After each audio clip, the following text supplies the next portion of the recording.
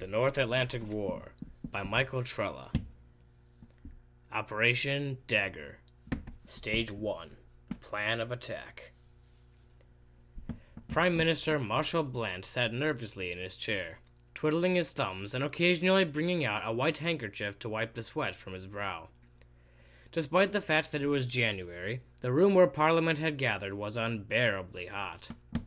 He drew out a little pocket notebook and a pen and scribbled, "Memo. Turn down thermostat before next meeting." Across the room from him was General John Kimbridge, the Chief of Staff for the United Kingdom. He was tall and thin, a pair of massive glasses dominating his stoic face. He didn't look like a soldier. Then again, what do I know about the military? Next to him was Ronald Wessel, the Secretary of the Treasury, a corpulent man with bright red hair that matched his bushy, unkempt beard. His sharp eyes could mark the glint of a shilling from a mile away. He and Kimbridge, though the rest of his cabinet and parliament were present, were the two who would have the most influence in the coming debate, for this was the day on which they were supposed to discuss the recently declared war on the new North Atlantic Republic, though Denmark insisted that it continued to be called Greenland since it still belonged to them. The clock struck 3 in the afternoon. Bland stood up and cleared his throat. "Ladies and gentlemen, honorable members of Parliament and the Cabinet, we are here to discuss how we shall handle this unexpected turn of events which is the war on Greenland." "What do you mean, war?" All eyes in the room turned to the standing Kimbridge, who looked thoroughly disgusted. "Helping the Danes put down a few rebels and take back a frozen wasteland?" He slammed his fist on the table in front of him. "It's a waste of time and troops. I still don't understand why we are going in the first place." "Because, General," Marshall replied, "Denmark lent us aid in our own crisis, and in return we agreed to help them with theirs." "A few £1 billion isn't much to work with, Prime Minister," said Wessel, stroking his beard. "It may help to pay off a few of our other debts, but it's far from being anywhere near the amount it'll cost to run a war." He shot a glance over at the Chief of Staff, no matter how small it may be. "We don't have the troops here either." It was the Secretary of Defense Wilhelm Conroy who spoke. "We would have to pull troops from the Middle East to supply the necessary forces for an invasion of that massive territory. Right when the Global Freedom Army is showing some muscle in its attacks on the Pakistan border," added one of the senators. "They would have a damnable time holding out if we withdraw." Bland stood up and raised a hand. The conversation died down. "Secretary Conroy, how many troops do we have operating in Pakistan?" "Over 600,000, he replied. Bland nodded. "And how many troops do we have stationed here?" 75,000. He then turned to Kimbridge. "General, how large a force would you suggest be sufficient to send to Greenland?" Kimbridge scowled. After all, he had just said that the operation as a whole was a waste. "I wouldn't send any more than 100,000. The island is big and all, but it's sparsely populated and rustic. All the people live along the coast. No problem for my men whatsoever." The Prime Minister smiled as the rest of the room began to see where this was headed. "If what you say is true, then we won't need to pull very many troops out of the Middle East after all. That's not a very large force to fund." "It would cut our spending down, albeit by a small margin," Wessel said, his hand refusing to leave the comfort of his crimson facial hair. "Any spending cuts would help us right now," interjected another Parliament member. The room began to buzz with life as more people took up the call. He was right. Anything to help keep the British government's money intact would be nice. All right, Kimbridge bellowed over the crescendo of excited voices. His whiplash tone silenced every soul in the chamber. "So that's why he's a general," Bland thought, as the Chief of Staff turned to him. "I guess that leaves me with no choice, then?" "I'm afraid not, Kimbridge," he replied, though he felt no regret whatsoever. To be able to meet their obligations to Denmark and keep a low budget was an achievement worthy of recognition in the history books in his mind. It felt almost too easy. "Phew, don't jinx it." "Mr. Conroy, is the decision to pull 50,000 troops from Pakistan for the Greenland invasion an acceptable course of action from your perspective?" The Secretary of Defense didn't answer immediately. He sat silent for nearly 30 seconds, his eyes dancing about behind his eyelids as he assessed their strengths and weaknesses with the move, performing all the necessary calculations and analyzing the results. Though I deem any withdrawal of forces from the threat of the Global Freedom Army unwise, he said at length, it may be due to my particular aversion for terrorism. 50,000 troops shouldn't be a problem for now. Blant smiled triumphantly. Then it's settled. We shall send 100,000 troops to assist the Danes in the retaking of Greenland. Hopefully the resources we capture from victory will help us to pay off any debts we incur from the attack and further strengthen our economy. Any questions? A parliament member stood up. How long will it take to field our troops? And how long will it take to accumulate the money needed to do so? I'll tell you, Kimbridge replied. If we were just sending a few boys straight from here, I'd have the force ready to go in 2 weeks. But since we're pulling troops from the Middle East, I won't have them ready to go until April at the earliest. Silence enveloped the room once more as the reality sank in. Blant shrugged his shoulders. Then we'll have to tell Denmark that we won't be ready to provide military aid until April. I don't mind. Wessel stopped stroking his beard as he said so. 3 months is about what it would take to get the money together anyway. Even if we could mobilize earlier, we would be pushing our funds too far. Very well, this meeting is now adjourned. Blant sat back down as his cabinet and Parliament filed out of the room, catching a wretched look from the Chief of Staff's eye as the lanky general sulked away. Once everyone had left save himself, he placed his face in his hands. God, those Danes will not be happy to hear this. He wondered if it were still an option to back down and stay out of the conflict. Something in his gut told him that disaster was brewing. He shook his head. I might be more of a pacifist, but I'm also a man of my word. He rose from his seat and walked out of the room. Chancellor McKinley made his way into the strategy room, followed by his newly selected Secretary of War, General Ironside, and Chief of Staff, General Seth. Horace Ironside was a tall, muscular man, his features chiseled and hardened from 3 decades in the Canadian Army, a forest of graying whiskers partially obscuring his cheeks. Malcolm Seth, on the other hand, was shorter and also physically fit, though not a bodybuilder like Ironside. He was also perhaps 15 years younger, clean-shaven and handsome. He was disheartened, for he had been a master gunnery sergeant of His Majesty's Royal Marine Corps before. Going to war with his native country was not exactly high on his to-do list. McKinley pitied him, but he was among the most militarily experienced persons in the Republic. He was indispensable. Luckily, Seth had proven his loyalty to the Republic and accepted the position. As they entered the strategy room, they were met with salutes from over a dozen military officers from nations all over the Northern Hemisphere. The only 2 who almost didn't notice them had been conferring most vehemently over a map on the far wall. The Chancellor gave them a demeaning look before speaking. At ease, gentlemen. It is a pleasure to finally meet you in person, Chancellor, one of the 2 who had been examining the wall said.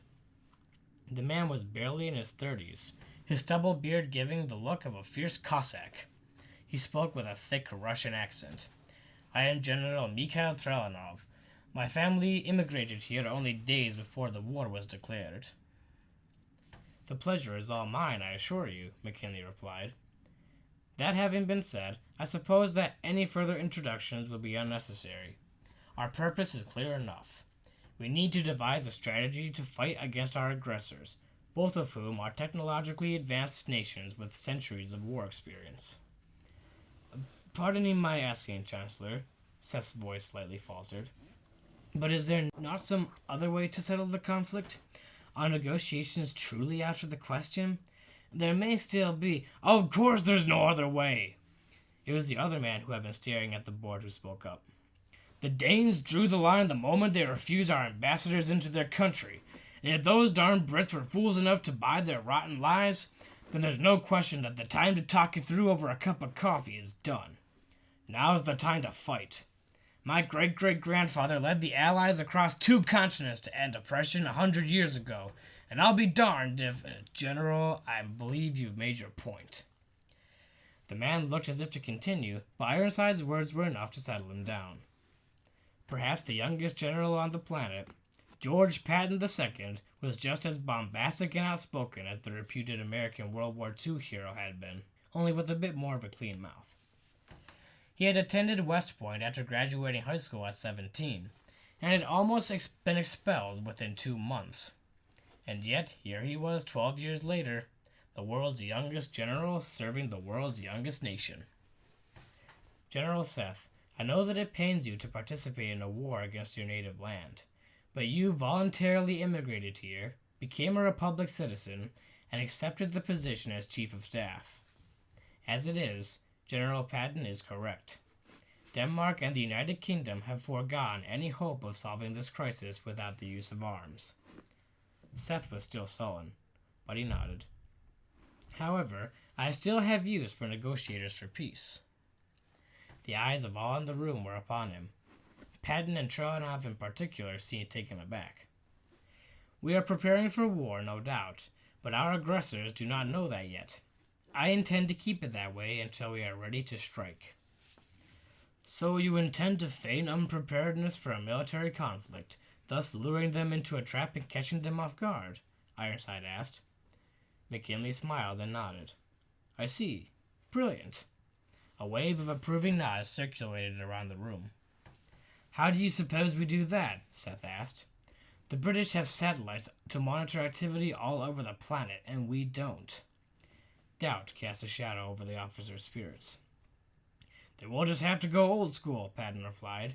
We use spies and advanced reconnaissance forces to keep an eye on our enemy. I trust them more than pictures taken from miles in the sky anyway. McKinley cleared his throat loudly. In answer to your question, he said, I was watching the news last night and found a snippet which was titled, British Government Forced to Cut Funding to Satellite Maintenance During Financial Crisis. In other words, they are now on even terrain with us regarding intelligence. The shroud of uncertainty suddenly lifted. Several officers breathed sighs of relief. Now, I know that our military is extremely small compared to those which we shall be facing. I have no worries about funds. I'm sure that Parliament will accept the bill I shall propose to them later this evening. However, my primary concern is manpower. A draft seems to be the most logical option, but... Excuse my interrupting, Mr. Chancellor, but I don't think a draft will be necessary. Ironside pulled out a letter and opened it. According to these reports, the recruiters for each newly formed military branch have had immense success. He cleared his throat, his expression not betraying his satisfaction at what he was about to read. Since the call to arms was made known to the people, each branch reports volunteers as follows. Navy, 62,892. Air Force, 27,936. Marine Corps, 70,081.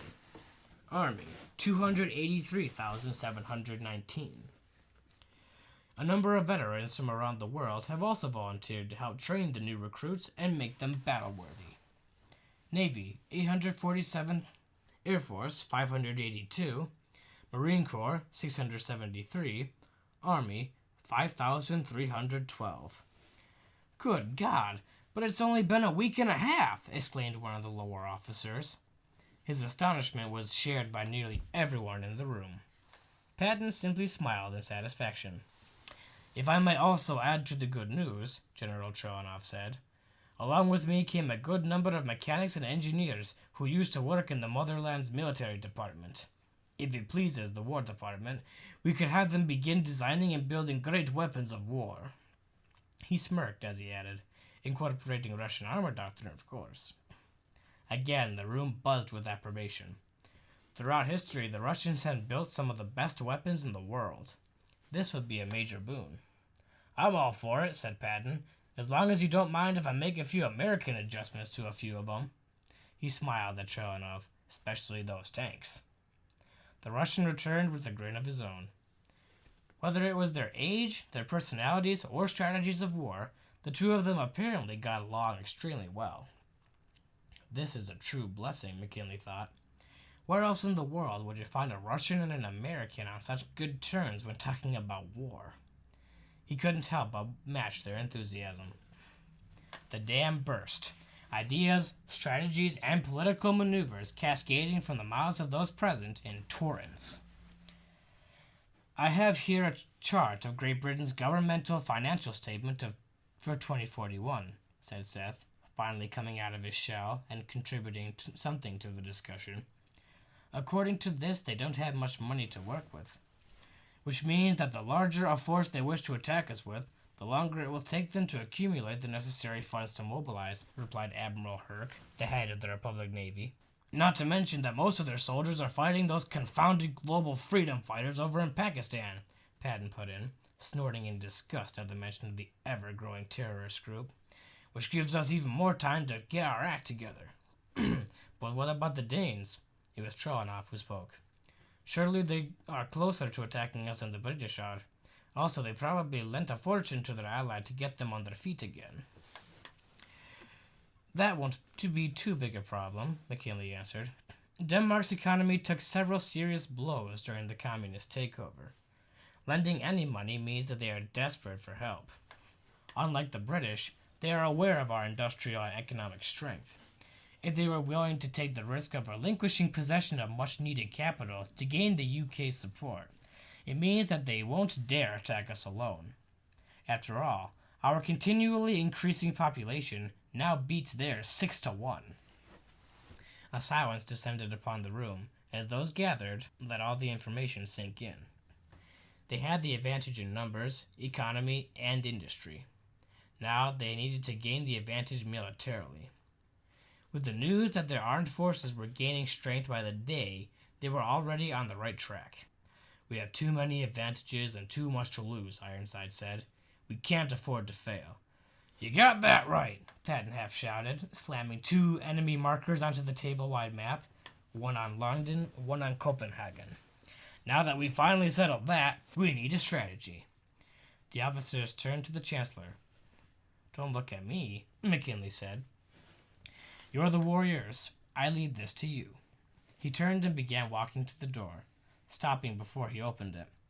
I need to make sure that Parliament complies with our decisions. May God be with you. He walked out of the room. General Seth bowed his head and crossed himself. Amen to that. We need him. Veins were popping out of Premier Van Heinsberg's head as he continued to rail at the British ambassador. Timothy Anderson stifled the urge to cover his ears. The Prime Minister had warned him that the Danish Premier may not take the message very well. He'd mentioned nothing about the risk of possible deafness.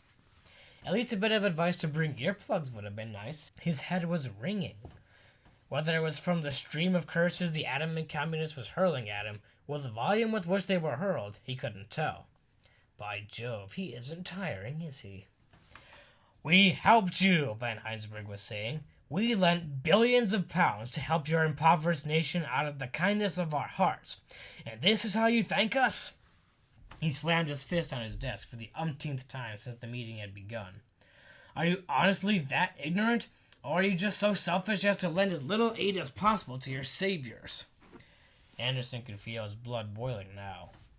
Ignorant, you call us? He thought. Well, we would sure know a hell of a lot more than we do if you would quit withholding so much information from us. We can't even use our satellites anymore because we can't afford to fund their maintenance. Heartless, you say? We're being cautious, you idiot. The money you gave us was barely anything. Kindness of your hearts? Yeah, right. What kind of hearts do you have, communist scum? Not very good ones. He calmed a little. If they hadn't alienated the UN by accepting an alliance with Denmark regarding Greenland, they would be able to receive intelligence from German or American satellites. Denmark hadn't given the UN the chance to help, though, by stepping in right away, and the UK had been desperate to accept any aid the moment an opportunity arose. Perhaps we were a little too desperate. Anderson sighed. Those rebels are tougher than you think, Brit. The phrase snapped Anderson back into the moment. Did he just call me Brit? He was about to vent his anger upon Denmark's premier, when his eyes caught on the great bronze scythe hanging directly above the premier's head, crossed with a bayonet and a hammer. He had seen it on the bands around the arms of the guards outside, and saw it again on the one worn by Van Heinsberg. That's when his fury died, snuffed out like a candle on a baby's birthday. It served as a sign. You mess with the communists, you die. That's how it had been in the 20th century, and that's how it was still now. He gulped, forcing himself to pay attention to what the Premier was saying. You may not have noticed, but over the last decade and a half, Greenland has become industrialized, pulling more resources out of their frozen ground than all of Europe combined. Factories, mines, oil wells, and more pockmarked that used to be wasteland like measles. He paused, allowing the British ambassador to absorb the information. He could see the color difference in the man's skin from when they had begun. Excellent. Along with that, their population has recently surpassed 30 million, meaning they have manpower over us. Anderson was sweating now. The realization that the Prime Minister was about to walk into a conflict that was 10 times worse than he thought, coupled with the fresh fear of upsetting the communists, caused his face to wash over white. I see, he croaked through a faltering voice. I shall go back to London and explain. You'll be going nowhere, Anderson. The ambassador froze. The look on Van Heinsberg's face told him a truth that he dared not contemplate. The Premier pushed a small pager on his desk, and in stepped a secretary with a pen and notepad. Take note of this. The woman readied her pen.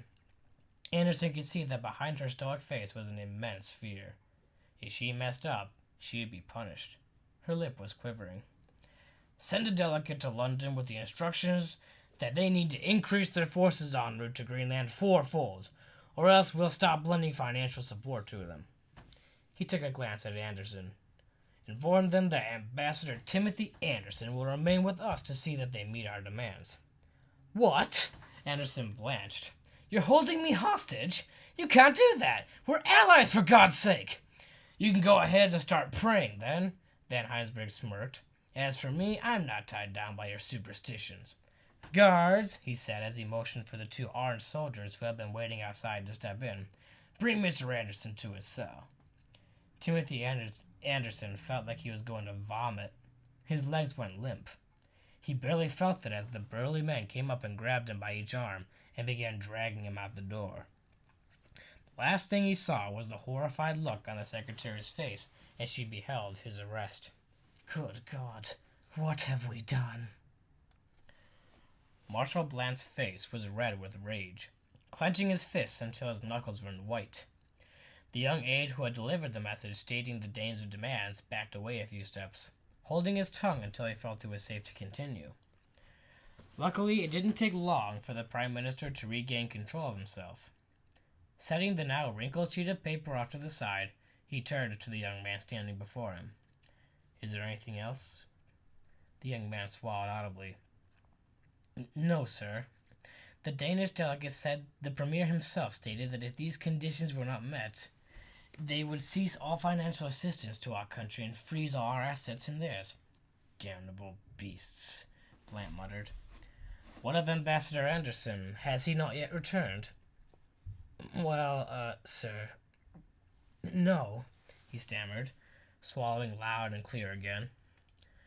Though it's not stated in the document, the delegate added that... He took a deep breath, trying his hardest to remain calm. He told me that Timothy Anderson would be kept at the embassy until we had secured victory. A tear could be seen escaping his eye. He was smiling when he said it, too. The Prime Minister stood up in disbelief. They've taken him under house arrest? That's scandal! That's treason to our alliance! He could feel his blood rushing through him again.